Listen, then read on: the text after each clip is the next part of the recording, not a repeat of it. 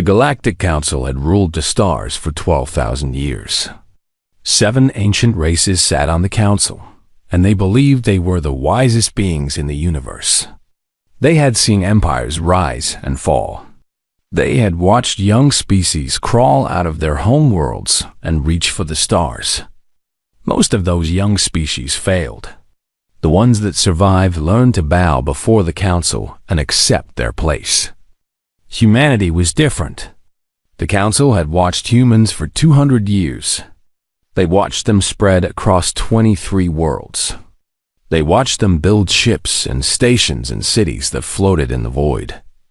They watched them trade and talk and make friends with smaller races. And the council grew worried. Admiral Unipark stood in the great chamber of Station Omega. The chamber was built from crystal that sang when light passed through it. The ceiling rose so high that clouds formed near the top. Representatives from 100 species filled the viewing galleries, all waiting to hear the council's decision. Una was 53 years old. Her hair was gray at the temples, and her eyes were calm and steady. She had commanded fleets and negotiated treaties. She had seen war and peace. Nothing surprised her anymore. But today, standing before the 7 thrones of the elder races, she felt something cold settling in her stomach. Behind her stood Captain Taiho Kim and Dr. Yoonji Han. Taiho was her military advisor, a tall man with broad shoulders and a face that rarely smiled. Yoonji was the chief diplomat, a woman who could find common ground with anyone. They had worked together for 15 years. They trusted each other completely. The Valori High Speaker sat on the central throne. The Valori were beings of pure energy, their forms shifting and flowing like fire made of starlight. When the High Speaker spoke, its voice came from everywhere at once. The human species has requested full membership in the Galactic Council. The Council has considered this request for 7 cycles. We have studied your history, your biology, your culture, and your potential. We have reached our decision. Una kept her hands folded in front of her. She had prepared 3 different speeches. One for acceptance, one for conditional acceptance, one for rejection. She hoped she would not need the third one. The human species is denied membership. A murmur ran through the galleries. Una did not move. She had expected this.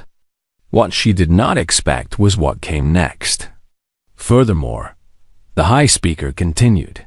The Council has voted to impose the following restrictions on human activity. First, humanity will withdraw from 17 of its 23 colony worlds within 1 standard cycle. Second, human vessels will not exceed Class 2 armament. Third, human representatives will no longer be permitted to address this body or any council committee. Fourth, human trade will be limited to goods approved by the Council Trade Authority. Now the murmur became a roar. Species in the gallery shouted in surprise. Some shouted in anger. A few laughed. Taiho's hands curled into fists at his sides. Yoonji's face went pale. But Una stood perfectly still, her expression unchanged. "May I ask the reasoning for this decision?" she said. Her voice was calm and clear. The High Speaker's form flickered with something that might have been amusement. "You may ask. We are not required to answer. But we will, because we wish you to understand." The High Speaker rose from its throne and floated down toward Una. It stopped just a few meters away, its light casting strange shadows across her face. "You are a young species. You have existed for less than 300,000 years. You have been among the stars for only 2 centuries. In that time, you have spread faster than any species in recorded history. You have built weapons that rival our own. You have formed alliances with dozens of minor races. You have shown ambition that exceeds your wisdom. We have started no wars," Una said. "We have honored every treaty we have signed. Yes, and that is precisely what concerns us. The high speakers circled around her slowly. You are patient. You are clever. You plan for the long term. These are dangerous qualities in a predator species. We are not predators. Your biology says otherwise. Your eyes face forward, like all hunters. Your bodies are designed for pursuit. Your history is written in blood. War after war after war, from the moment you learned to hold weapons until the moment you reached the stars. We have changed. Have you? The high speaker stopped in front of her again. Or have you simply learned to hide your nature? The council will not wait to find out. We will not allow another predator species to rise to power. We have seen what happens when we do. The Keth nearly destroyed 3 sectors before we stopped them. We will not make that mistake again. The Yunji stepped forward. Her voice was steady, but her hands were shaking. We request a formal appeal. Under council law, any species has the right to challenge a membership decision. Denied. This decision was made under Article 7 of the Founding Charter, which grants the Council emergency powers in matters of galactic security. There is no appeal. This is not justice, Taiho said. His voice was low and hard. This is fear. The high speaker turned to look at him. Yes, it is. And fear has kept this galaxy stable for 12,000 years. You have one standard cycle to begin your withdrawal. Failure to comply will result in enforcement. This session is concluded. The crystal walls sang as the council members rose from their thrones and departed. The galleries began to empty. Guards in silver armor approached the human delegation and gestured toward the exit. Yuna turned and walked out without another word. Taiho and Yunji followed her. They walked through corridors of crystal and light, past beings who watched them with pity or contempt or satisfaction. They walked until they reached the docking bay, where their shuttle waited. Only when the shuttle doors closed behind them did Yuna allow herself to speak. Get me a secure channel to Earth, she said. Priority 1. Taiho moved to the communications console. What are you going to tell them? The truth. The council has decided we are too dangerous to exist as equals. They want us weak and dependent. They want us to beg for scraps from their table. Yunji sat down heavily in one of the seats. What do? We cannot fight them. Their combined fleet is 100 times the size of ours. Yuna looked out the viewport at Station Omega, the great symbol of council power. She watched the lights of 1,000 ships moving around it like stars in orbit. We do not fight them, she said quietly. Not yet. Not the way they expect. Then what? Yuna turned away from the viewport. Her eyes were calm, but something burned behind them. Something patient and cold and very, very dangerous. They called us predators. They said our nature would show itself eventually. They are afraid of what we might become. She smiled, and there was no warmth in it. Let us show them what we already are. Let us show them what happens when you corner a species that has survived ice ages and plagues and wars and still reached the stars. Let us show them the difference between a predator and a survivor. How? Taiho asked. By being exactly what they accused us of. Patient, clever, planning for the long term. She sat down in the command chair and folded her hands in her lap. Send the message to Earth. Tell them to prepare for withdrawal. Tell them to comply with every demand. Tell them to smile and bow and say thank you. Yunji frowned. You want us to surrender? I want us to disappear, Yuna said. And when we are gone, when they have forgotten us, when they think they have won, then they will learn what it truly means to be afraid. The shuttle lifted off from Station Omega and turned toward the distant light of Sol.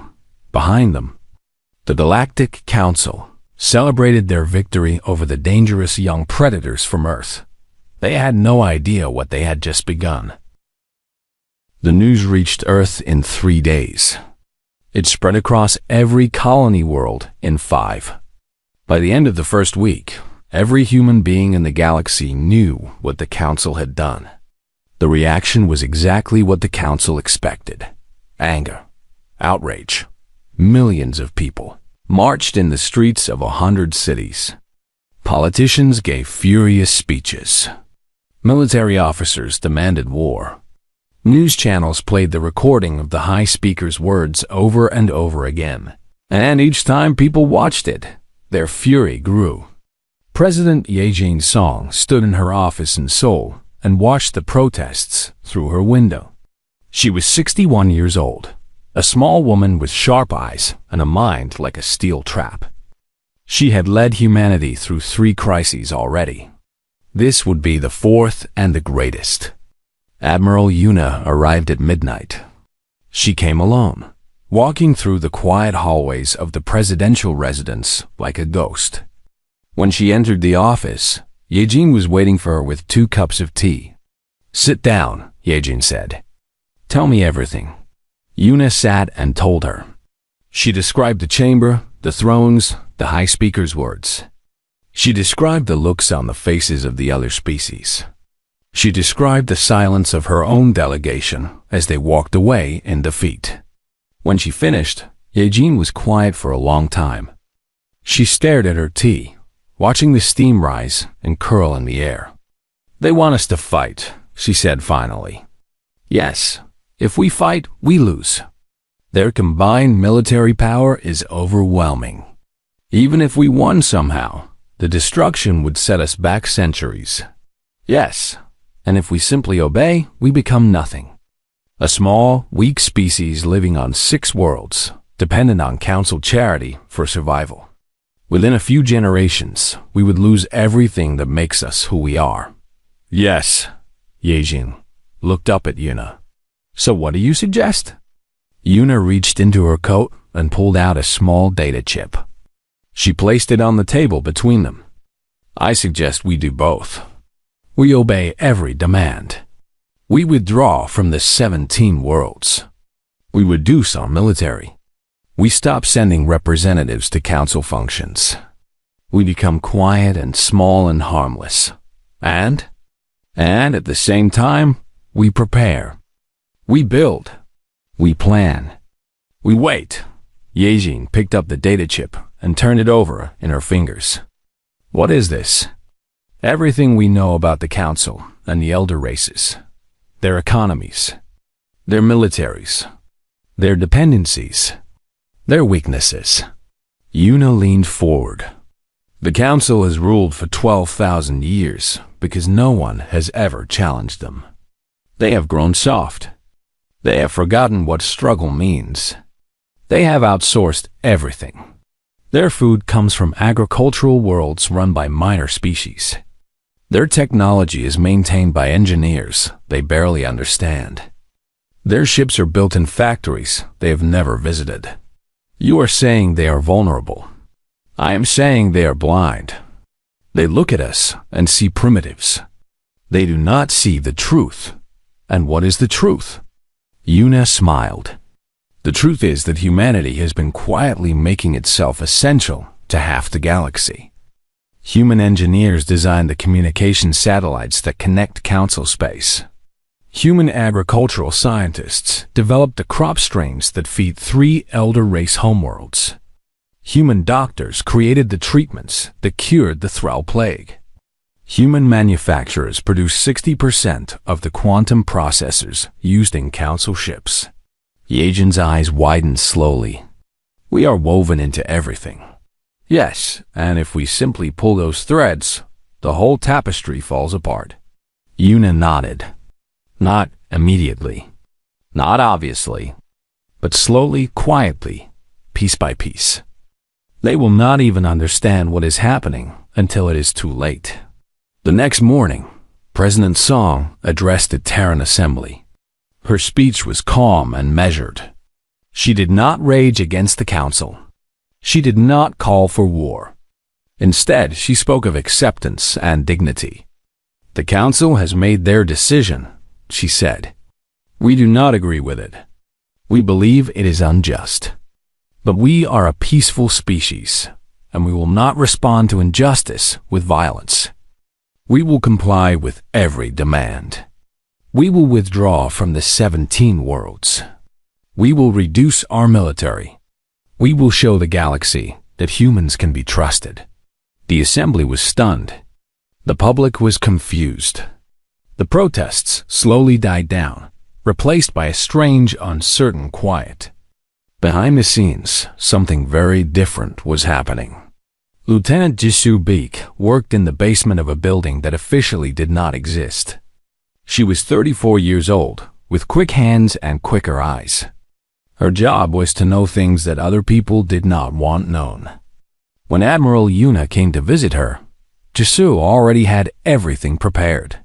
"Human personnel working in council space," she said, pulling up a holographic display. 47,000 engineers, scientists, doctors, and technicians, spread across 216 stations, ships, and installations. How many are in critical positions? 12,000. They maintain systems that the elder races cannot maintain themselves.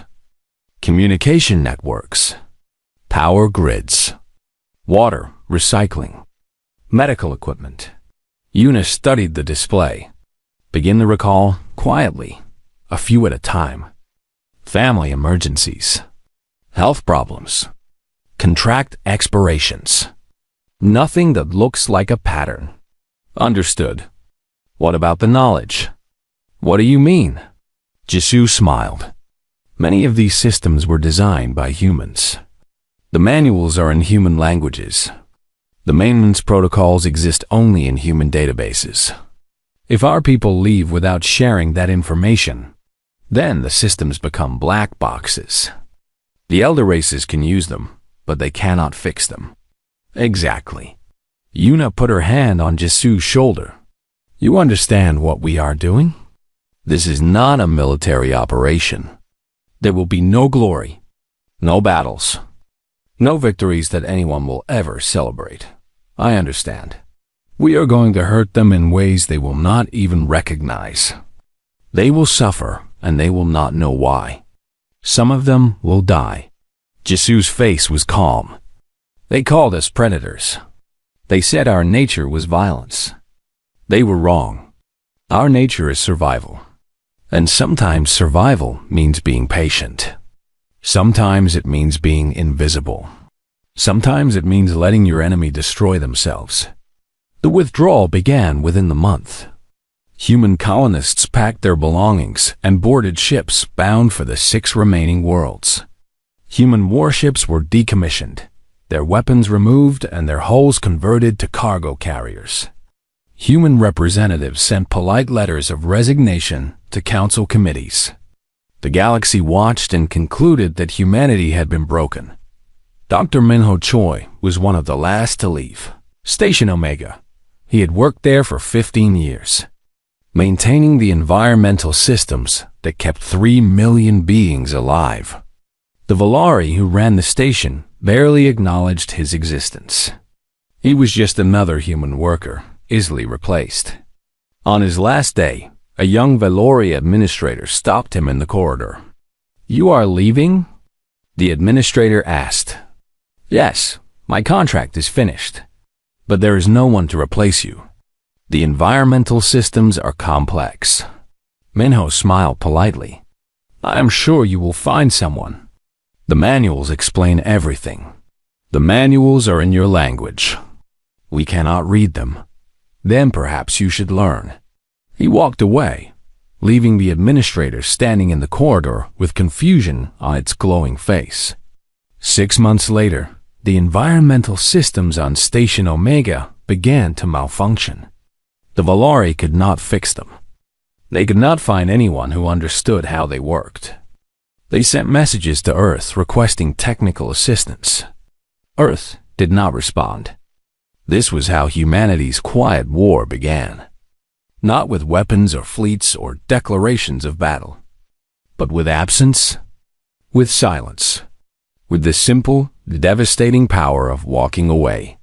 And across the galaxy, in 1,000 different places, The first cracks began to appear in the foundation of the Council's power. The elder races did not notice. They were too busy celebrating their victory over the dangerous predators from Earth. They would notice soon enough. 1 year after the Council's decision, the first crisis hit. The Thrall Consortium was one of the oldest members of the Council. They were a machine-loving species, their entire civilization built on automation and technology. Their cities were run by computers. Their farms were tended by robots. Their ships flew themselves. The Thrall had not performed manual labor in 6,000 years. The problem was simple. The quantum processors that controlled everything in Thrall space had been manufactured by humans.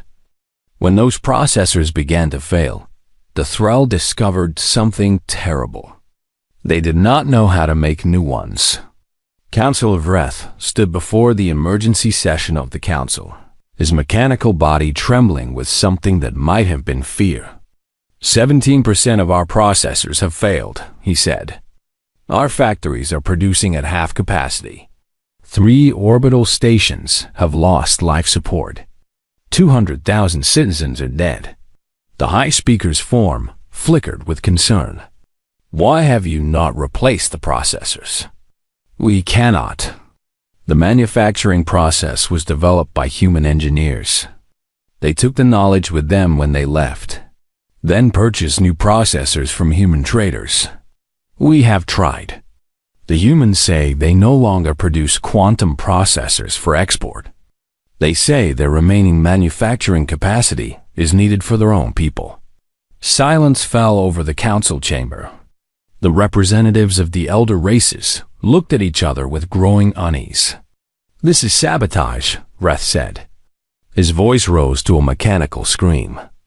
They are attacking us. The High Speaker raised one glowing limb. They have done nothing illegal. They have simply stopped selling us their goods. This is their right. Their right? Millions of my people will die.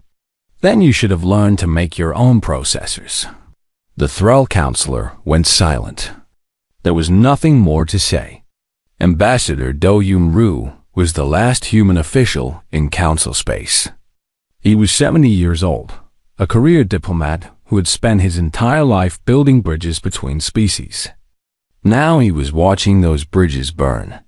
He delivered his final message to the council on a cold morning in the second year of humanity's withdrawal.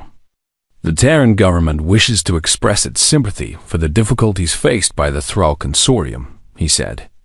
We understand that our departure has created certain challenges. However, we must remind the Council that these challenges are a direct result of the restrictions placed upon us. We were told we were dangerous. We were told we were not wanted. We have accepted these judgments and removed ourselves from Council space. We cannot be blamed for the consequences. You planned this, Reth hissed. We planned nothing. We simply left. If the Council had become dependent on human labor and human knowledge without realizing it, that is not our fault. Do-Hyun bowed slightly. I will be departing tomorrow. Earth wishes you all prosperity and peace. He walked out of the chamber and never returned. The crises multiplied. The Valori communication network began to degrade. Without human engineers to maintain the satellites, messages took longer and longer to transmit. Trade ships got lost. Emergency signals went unheard. Worlds that depended on Valori coordination started to drift apart. The Keth Dominion faced food shortages. Human agricultural scientists had developed the enhanced crop strains that fed their homeworld. When those scientists left, they took their research with them. The new generation of crops produced half the yield. The Keth began to starve. The minor species that had always served the elder races started to ask questions. Why should they continue to obey masters who could not even feed themselves? Why should they accept orders from powers that were clearly failing? On a small moon in the outer territories, a species called the Varath declared independence from the Keth Dominion. They were farmers, workers, servants for 10,000 years. Now they raised their own flag and dared the Keth to stop them. The Keth sent a fleet. The fleet arrived to find that the Varath had been given weapons. Human weapons, delivered by human traders who asked nothing in return except friendship. The battle was short. The Keth fleet, its systems already weakening from lack of maintenance, was driven back. The Varath kept their freedom. Word spread across the galaxy. The elder races could be defied. The council could be resisted. The old order was cracking, and a new one was struggling to be born. Captain Taiho Kim watched the reports come in from his station on Earth's moon. He was 55 now, his hair fully gray, his face lined with years of worry and planning. But for the first time in a long time, he smiled. 3 more rebellions this month, he said to Admiral Yuna. The Keth have lost control of their outer territories. The Valori are too busy fixing their communication systems to respond. The Thrall are in complete chaos. Yuna stood by the window, looking out at the Earth rising above the lunar horizon. She was older too, but her eyes were still sharp, still burning with that cold fire. "It is not enough," she said. "Not enough? Their civilization is falling apart." Falling apart, yes, but not fallen. The council still exists. The elder races still have their fleets. When they finally realize what is happening, they will come for us. Let them come. We have been building. I know. But building takes time. We need more time. She turned away from the window. What do our intelligence sources say? Taiho pulled up a holographic display. The council is divided. Some want to negotiate with us. Some want to attack us. Some want to pretend nothing is wrong. They cannot agree on anything. Good. Keep them divided. Feed their disagreements. Make sure they blame each other for their problems, not us. Understood. Yuna walked to her desk and sat down. On the desk was a small model of a ship, a design she had been working on for years. It was sleek and fast, and unlike anything the council had ever seen. "In 2 more years, we will be ready," she said. "Our secret shipyards will have produced enough vessels to defend ourselves. Our colony ships will be prepared for the exodus. Our weapons will be tested and refined. And then we give them one last chance. We offer peace. We offer trade. We offer to help them rebuild what has been broken." Our voice grew cold. "And if they refuse, if they insist on coming after us, then we show them the truth about humanity. Not that we are predators. Not that we are dangerous. But that we are survivors. And survivors do whatever is necessary to survive." Taiho nodded slowly. "The council still thinks they won. They still think we are beaten. Let them think it. Their arrogance is our greatest weapon." Yuna picked up the model ship and turned it over in her hands. They looked at us and saw primitives. They looked at us and saw animals. They never bothered to see what we really are. And what are we? Yuna set the ship down and looked at Taiho with eyes that held no mercy and no fear. "We are the species that walked out of Africa with nothing but stones and sticks. We are the species that tamed fire and split the atom. We are the species that survived ice ages and plagues and wars and reached the stars anyway. We do not surrender. We do not die quietly. We endure." She stood up and walked to the window again. "The council wanted us afraid. They wanted us small. They wanted us broken." She smiled, and it was a terrible smile. The smile of a hunter who has finally cornered its prey. They are about to learn that they made the worst mistake any predator can make. What mistake is that? They wounded us, and then they let us live. Outside the window, Earth hung in the darkness of space, a blue jewel against the black void. And somewhere out there, hidden in the shadows between the stars, humanity's secret fleets were growing. The Council's time was running out. They just did not know it yet. Deep in the outer reaches of the Sol system, far from the light of the sun, something massive was being born. Commander Suji Kang stood on the observation deck of Construction Station 7, watching the ships take shape in the void. She was 42 years old, a woman who had spent her entire career in shadows. No one outside the highest levels of government knew her name. No one knew what she had built. The station orbited Neptune, hidden by the planet's storms and protected by the most advanced stealth technology humanity had ever created. Council sensors could not find it. Council ships could not reach it.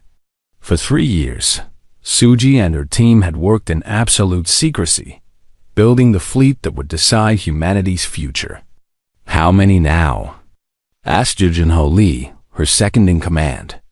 He was younger than her, eager and brilliant, one of the best engineers humanity had produced. 247 combat vessels, 83 support ships, 12 mobile manufacturing platforms, 50 colony ships. Suji smiled. And that is just the station. We have 7 others. The Council has no idea. The Council is too busy falling apart to look. Their intelligence networks are broken. Their spy satellites are blind. They think we're sitting on 6 planets, licking our wounds. She turned to face him. How is the new drive system? Junho's eyes lit up. This was his creation, the thing he had devoted 5 years of his life to perfecting. Better than we hoped. The ships can cross Council space in days instead of weeks. By the time their sensors detect us, we will already be gone. And the weapons? The energy absorption shields are fully operational.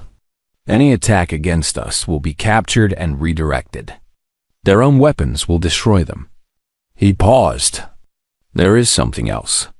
The light-bending technology. We have finished the tests. Show me. Junho pulled out a small remote and pressed a button. Outside the observation window, one of the ships simply vanished. It did not cloak. It did not fade. One moment it was there, and the next it was gone. It bends light around the hull, Junho explained. The ship is still there, but no sensor can detect it. No eye can see it. For all practical purposes, it does not exist. Suji let out a long breath. The Council built their empire on military power. They believe they cannot be defeated because no one has ever had weapons to match theirs. They are wrong. Yes, they are very, very wrong. On Earth, President Ye Jin-song prepared for the moment she had been planning for 3 years. She was 64 now, tired and gray, but her mind was still sharp. She had led humanity through its darkest hour, and now she would lead it into the light. The Terran Assembly gathered in the Great Hall in Seoul. Representatives from every human world filled the seats. Cameras broadcast the session to every corner of human space. Billions of people watched and waited. 3 years ago, Eugene began, the Galactic Council told us we were too dangerous to exist as equals. They told us to shrink. They told us to bow. They told us to accept our place as a minor species, forever beneath the elder races. She paused, letting the words sink in. We did as they asked. We withdrew from our colonies. We reduced our military. We went silent. The Council believed they had defeated us. They believed we had accepted their judgment. Her voice grew stronger. They were wrong. A holographic display appeared behind her. It showed the secret shipyards. It showed the fleets. It showed the colony ships waiting in the darkness. For 3 years, we have been building. Not weapons of war, though we have those too. We have been building something greater. We have been building a future. The display changed to show a star map. Beyond the borders of Council space, in regions that had never been explored, 50 stars were highlighted. The Exodus Initiative. 50 colony ships. 200,000 volunteers for the first wave. We will settle new worlds, build new civilizations, create a human presence that the Council cannot touch and cannot threaten. Gasps filled the chamber. This was beyond anything the representatives had imagined. We are not running away, Yejing continued. We are not abandoning our home. Earth will always be humanity's heart. But we will no longer be contained by borders that others have drawn for us. We will no longer accept limits that others have imposed. She turned to face the cameras directly. To the Galactic Council, I say this. You called us predators. You said our nature would eventually show itself. You were half right. We are not predators. We are survivors. We do not need to conquer. We do not need to destroy. We only need to endure. And we will endure long after your empire has turned to dust. Admiral Yuna stood at the back of the chamber, watching the speech with quiet satisfaction. Beside her, Taiho and Yunji waited. The Council will receive this transmission within hours, Yunji said. How do you think they will react? They will panic, Yuna replied. They have spent 3 years believing we were broken. Now they will realize we were preparing. They will feel afraid, and afraid people make mistakes. You think they will attack? I know they will. It is the only response they understand. They cannot negotiate with us as equals because they have never seen us as equals. They cannot ignore us because we have become too powerful. They cannot let us go because that would mean admitting they were wrong. She smiled coldly. They will gather their fleets and come for Seoul. They will try to destroy us before we can escape. And when they come, we will be ready. The Council received the transmission the next day. The reaction was exactly what Yuna had predicted. The High Speaker called an emergency session. For the first time in centuries, all 7 elder races were united. Not in wisdom or cooperation, but in fear. They have built a secret fleet, Councillor Vreth said. They have weapons we have never seen. They are planning to spread beyond our reach. Then, we must stop them, the Keth representative growled. We must destroy them now, before they become too strong. We tried to contain them, the Valori High Speaker said. We tried to limit their growth. We failed. They are more dangerous than we imagined. They are humans, the Threll Councillor spat. They are primitives. They cannot defeat the combined might of the Council. The combined might of the Council? The High Speaker's form flickered with bitter amusement. Look around you. The Thrall economy is in ruins. The Keth cannot control their own territories. The Valori network is failing. We are not the power we once were. Then we must act now while we still can. The vote was unanimous. For the first time in 3,000 years, the Galactic Council declared war. 47 warships gathered at the border of Council space. It was the largest fleet the Council had assembled in living memory. Battleships and carriers and destroyers, crewed by the best soldiers of 7 species, armed with weapons that had never known defeat. They set course for Seoul. Admiral Hejin No received word of their approach while standing on the bridge of the Silent Dawn, humanity's new flagship. She was 50 years old, a woman who had never lost a battle. She intended to keep that record. How long until they reach us? She asked. 12 days at their current speed, her tactical officer reported. Good. That gives us time to prepare. She turned to her communications officer. Send word to Admiral Yuna. Tell her the Council has taken the bait. Then begin final preparations for Operation Reckoning. Yes, Admiral. Hajin walked to the observation window and looked out at the stars. Somewhere out there, a fleet was coming to destroy everything humanity had built. They believed they would find a wounded animal, desperate and afraid. They would find something very different. They still think this is about power, she said quietly. They still think this is about territory and resources and control. They do not understand. Understand what, Admiral? Hadjin smiled. It was not a kind smile.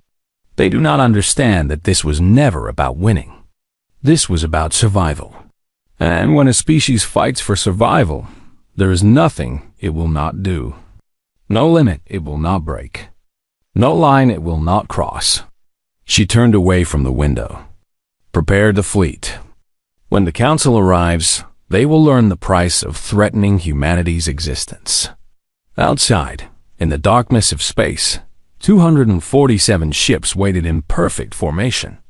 The final battle was about to begin. The Council fleet emerged from hyperspace at the edge of the Sol system. 47 warships, their hulls gleaming with ancient power, their weapons charged and ready. At their head flew the Voice of Order, flagship of the combined Council forces. Carrying representatives from all 7 elder races, High Commander Zeth stood on the bridge, his massive form casting shadows across the walls. He was Keth, born for war, trained for conquest. He had destroyed rebellions and crushed empires. The humans would be no different. Scan the system, he ordered. Find their ships. His sensors operator worked the controls for a long moment. Then, he looked up, confusion on his face. Commander, I am detecting only minimal activity. 6 planets show human presence. A few orbital stations. Some civilian traffic. But no military vessels. Impossible. Our intelligence said they built a fleet. The intelligence was wrong, Commander. Or their fleet is not here. Zeth felt a cold knot form in his stomach. Something was wrong. The humans had broadcast their capabilities to the entire galaxy. They had shown their shipyards, their weapons, their plans. Why would they do that if they intended to run? It does not matter, he said finally. If their fleet is gone, then their worlds are defenseless. We will take them one by one. Begin approach to Earth. The fleet moved forward, spreading into attack formation. They passed the outer planets without resistance. They passed the asteroid belt without challenge. They drew closer and closer to the blue world that had given birth to humanity. And then the stars began to change. Admiral Hedgen gave the order from her position behind Earth's moon. 247 ships deactivated their light-bending technology simultaneously. One moment the Council fleet was alone in empty space. The next moment they were surrounded. Human ships appeared everywhere. Above them, below them, on all sides. Ships that were smaller and faster than anything the Council had ever seen. Their hulls dark and smooth. Their weapons already glowing with power. This is Admiral Hedgen of the Terran Defense Force. Her voice echoed across every frequency. You have entered human space with hostile intent. You will power down your weapons and surrender, or you will be destroyed. You have 60 seconds to comply. On the Voice of Order, High Commander Zeth stared at his screens in disbelief. The human ships had appeared from nothing. His sensors had not detected them until they were already in firing position. His fleet was completely surrounded. How is this possible? He whispered, Commander, what are your orders? His first officer asked. Zeth's shock turned to rage. He was Keth. He did not surrender to primitives. All ships, open fire. Destroy them all. The Council fleet unleashed everything they had. Energy beams and plasma torpedoes and kinetic projectiles, weapons that had shattered worlds and ended civilizations. The barrage was overwhelming, unstoppable, and it did nothing. The human ships absorbed the energy. Their shields glowed bright, drinking in the power of the Council's weapons. Then that power was redirected outward in focused beams that cut through Council hulls like sunlight through fog. The first Council battleship exploded in a ball of fire. Then the second. Then the third. Fall back. Zeth screamed. Fall back. But there was nowhere to fall back to. The human ships moved like thought, flowing around the council formation, cutting off escape routes, picking off stragglers. They were everywhere and nowhere, appearing out of empty space to strike and then vanishing again. In 20 minutes. Half the council fleet was destroyed or disabled. In 40 minutes. It was over. The voice of order drifted powerless in space. Its weapons destroyed, its engines dead. High Commander Zeth stood on his darkened bridge, surrounded by the bodies of his crew. He had never known defeat. Now he knew nothing else. Admiral Hedgen's ship appeared outside his viewport, close enough that he could see the name painted on its hull. Silent Dawn. High Commander Zeth, her voice came through his speakers. Your fleet is destroyed. Your mission has failed. You may either surrender and be returned to Council space, or you may continue fighting and die. The choice is yours. Zeth closed his eyes. His entire life had been built on the certainty that the elder races were supreme, that the Council was invincible, that younger species existed only to serve or to be destroyed. That certainty was gone now, burned away in the fire of human weapons. I surrender, he said. The battle was over. But the war was just beginning. Admiral Una stood before the council chamber one last time. The great crystal amphitheater was dark now, its lights dimmed, its galleries empty. Only the 7 thrones remained occupied, and the beings on those thrones looked old and tired and afraid. You came to destroy us, Una said. Her voice was calm, almost gentle. You sent your greatest fleet to burn our worlds and kill our people. You failed. The High Speaker's form flickered weakly. What do you want from us? Want? I want nothing. I am here to tell you what will happen now. She walked closer to the thrones, her footsteps echoing in the silence. Humanity is leaving Council space. Our colony ships are already departing for regions beyond your borders. We will build new civilizations, new alliances, new futures. You will not follow us. You will not threaten us.